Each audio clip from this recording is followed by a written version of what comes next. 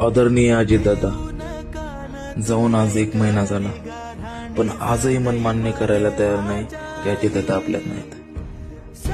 प्रत्येकाच्या आयुष्यात एक तरी फेवरेट व्यक्ती असतो, ते म्हणजे माझ्यासाठी अजितदादा. दिवस येतो दिवस जातो, पण प्रत्येक दिवसांसोबत दादांची आठवण मात्र कायम सोबत आहे.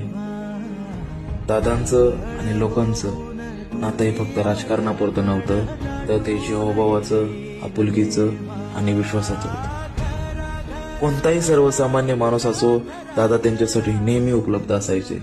हीच त्यांची खरी ओळख होती. दादांच्या सवयी इतक्या सुंदर होत्या, त्या जरी आपण आयुष्यात आपल्या आत्मसात केल्या तरी दादांच्या स्वप्नातील महाराष्ट्र नक्की घडू शकतो. दादा लवकर उठायचे आणि दिवसाची सुरुवात कामाने करायची. अतिशय शिस्तप्रिय, वक्तशीर